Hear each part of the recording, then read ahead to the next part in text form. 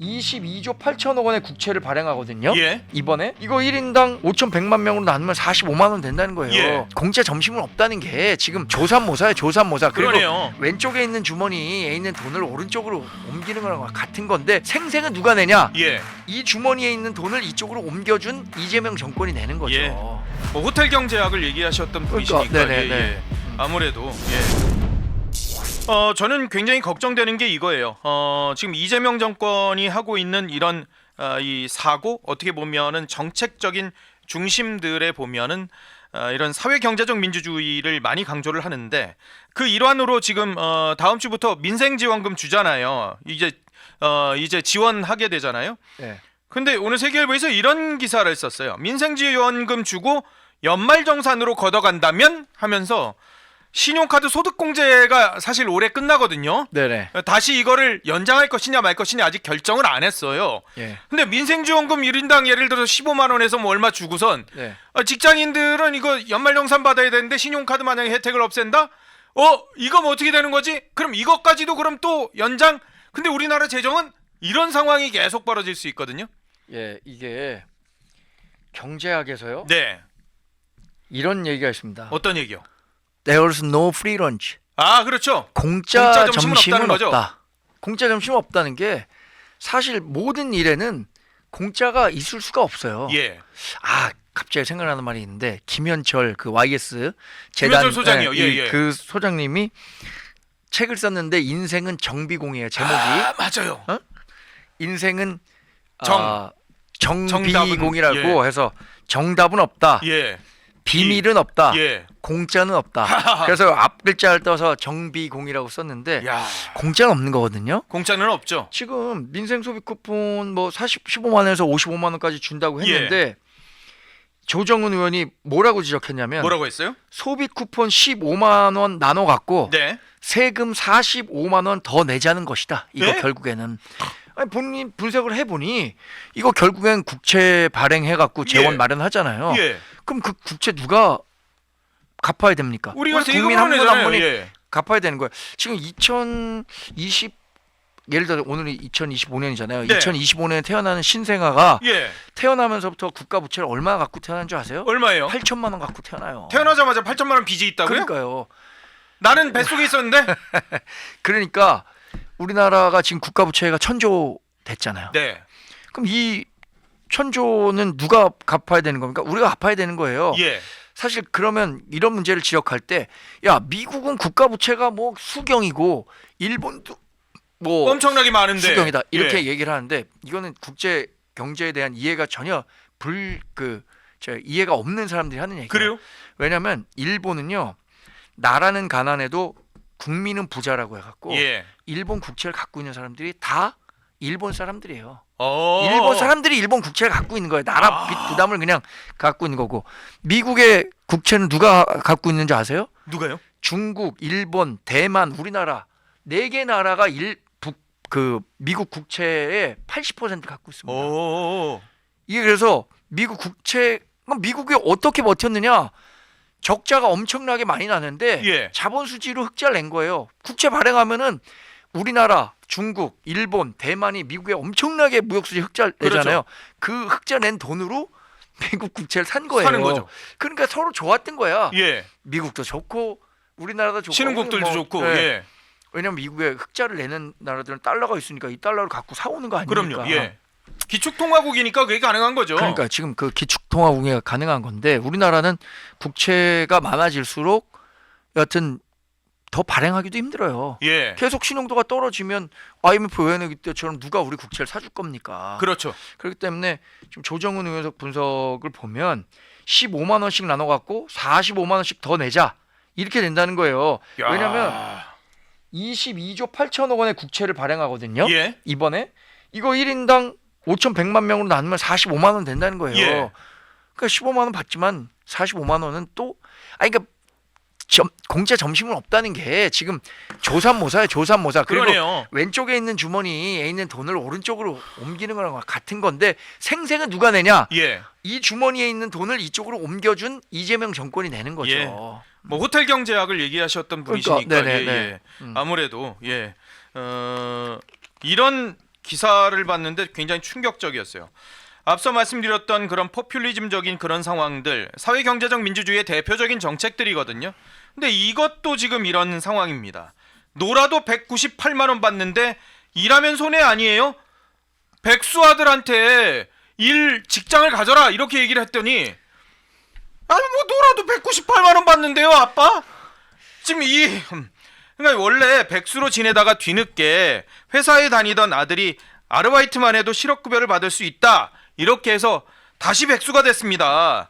저보다 한 살 많은 언니도 실업급여를 받더니 이제는 일하기가 무섭다고 합니다. 실업급여를 이렇게 많이 주는데 누가 일하려고 하겠습니까? 이게 지난달 20일 국민신문고에 올라왔던 민원인의 하소연이에요. 그러니까 우리 국민들이 굉장히 똑똑한 거예요, 사실. 자, 이번에 소상공인 부채 탕감한다 그랬잖아요. 네. 7년 이상 연체됐던 금액 5천만 원. 예. 그것에 대해서는 다 탕감해 준다 그랬잖아요. 그럼 그때 바로 나온 얘기가 모럴 해저드, 도덕적 해이죠. 그렇죠? 그럼 그동안 연체를 하지 않기 위해서 열심히 노력했던 사람들은 무엇이 되는가? 네. 이 부분 그런 부작용이 나오는 거고. 그렇죠. 지금도 이렇게 실업급여, 이게 실업급여 물론 사회 안전망을 마련하는 건 중요하죠. 그건 당연히요. 그런 사회 안전망을 예. 만들어야 되지만 이게 근로 의욕 상실이 연결되도록 해서는 안 되는 거거든요. 예. 그럼 적어도 최저임금을 받는 사람과 실업급여를 받는 사람과는 격차가 있어야 됩니다. 그렇죠. 근데 실업급여가 워낙 높아지다 보니까 이게 뭐 일하나 실업급여 받으나 놀면서도 맞아요. 구직활동 몇 번만 증명하면 예. 되는데 이런 문제들에 대해서 쌓이면 어떻게 되는 겁니까? 베네수엘라 되는 거죠. 예, 맞아요. 제가 어제 KBS 방송 보니까 재밌는 프로그램이 있더라고요. 셀럽 병사의 비밀. 비밀. 예, 그 어제 했는데 제 방송인지 모르겠습니다만 김우중 회장 얘기를 하더라고요. 예. 대우그룹의 김우중 회장.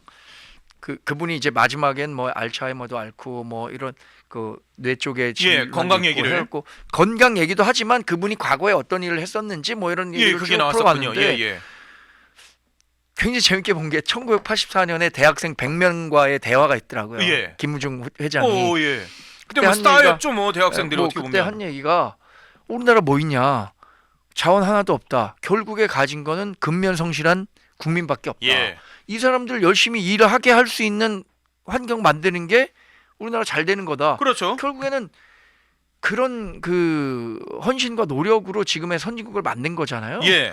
근데 지금 우리가 뭐 선진국 문턱에 왔다 또는 선진국이 됐다 예. 이렇게 얘기를 하지만 우리가 지금 선진국 문턱 또는 선진국 하단에 와 있는 게 우리의 목표는 아니잖아요. 그렇죠. 선진국 선진국 자리를 되는 거죠. 계속 높여놔서 그럼요. 그걸 후세에게 계속 물려주는 게 우리의 목표인데 그럼요.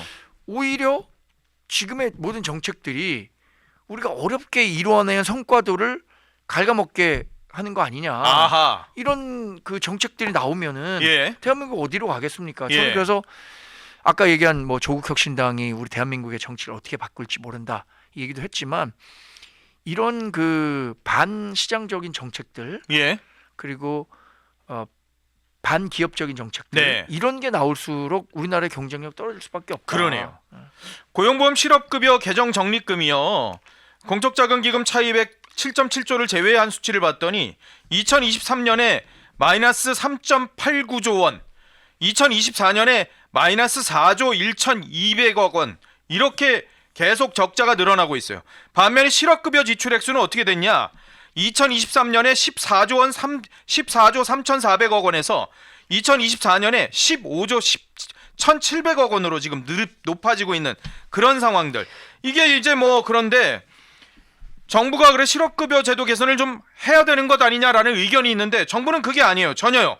국정기획위원회, 이번 정권의 어떻게 보면 국정계획을 총괄하게 되는 그런 기획위원회에서 뭐라 그랬냐?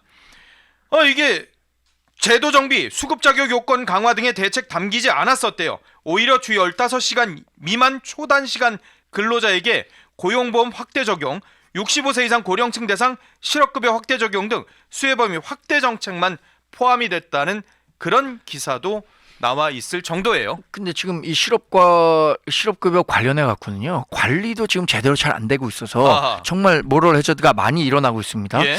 예를 들어서 뭐 아주 극단적인 경우에 제가 이런 얘기도 많이 들었어요. 내가 회사를 한 3개월, 6개월 다니다가 네. 이제 회사를 그만둬요. 그러면 원래 자진 퇴사는 원래 실업급여 대상이 실업급여 안 안 줘야 되거든요. 돼요. 그런데 실업급여를 받는 금액이 많잖아요. 그렇죠. 그러면 이렇게 좀 규모가 작은 회사겠죠. 예. 사장님 저 그 실업급여를 받을 수 신청하기 있게 위해서 좀 이거 좀 이렇게 해주세요. 예, 정리해고든 뭐 예. 그 사업상의 이유로 퇴사를 하게 됐다. 이렇게 하면 그 증명해서 실업급여를 받을 수 있는 거예요. 예. 그러면 그 회사의 실업급여 고용보험료가 조금 올라가거든요. 그렇죠. 올라가는 건 조금이에요. 그렇죠. 근데 이 사람이 받는 금액은 많아. 예. 그러니까 이 사람이 받는 금액이 예를 들어 198만 원 받는다. 예. 한 30만 원 사장님 갖다 드리는 거야. 그러면 사장님은 실업급여 올라가는 금액이 한 예. 뭐 한 4, 5천 원 될 거예요. 어. 그럼 이분은 30만 원 받고 4, 5천 원 그 실업급여 더 내는 거예요. 그러니까 이거 아주 극단적인 예가 될 수도 사례지만 있겠지만 예. 근데 이런 경우가 있을 수 있다는 거예요. 그렇죠. 그래서 실제로 퇴사하는 거 실업급여를 받기 위하도록 그 또 조그만 회사 같은 경우에는 인간적 정분이 있는 거 아닙니까? 뭐 그렇죠. 뭐 그만둔다고 하는데 이렇게 좀 정주 들었으니까 아 그래 알았다 너 6개월이라도 받아라 예. 이런 식으로 그냥 일종의 가라 뭐 그 증명서 증명서 같은 떼주는 걸 거 만들어주죠. 예. 주죠. 그러면 그 부담은 누구에게 가는 줄 아세요? 뭐 국민한테 가는 거지. 열심히 일하면서 실업급여를 한 번도 받지 못하는 사람이 있어요. 그렇죠. 예를 들어서 30년 계속 회사 다니다가 그렇죠. 한 번도 쉬지 않는다? 예. 그럼 실업급여 그 고용보험은 계속 가입했지만 예. 실업급여는 한 번도 받지 못하는 사람들도 있거든요. 아. 선량한 사람들. 예. 선량한 사람들은 자기는 그동안 많이 내고도 하나도 받지 못하고 그렇게 그걸 제도를 악용해 갖고 받는 사람들은 조금 내고 많이 많이 받는 받고. 거거든요. 실업급여 못 받았죠, 정 대변인은. 그렇죠. 저는 자진 사퇴, 그러니까 자진 퇴사를 했기 때문에 실업급여라는 걸 받을 받을 적이 수가 없죠. 없죠. 예. 그러니까 이런 사람이 지난 25년간 제가 네. 실업급여 많이 냈을 거 아닙니까? 많이 냈죠, 한 번도 고용보험을. 받은 적은 없는 거죠. 예.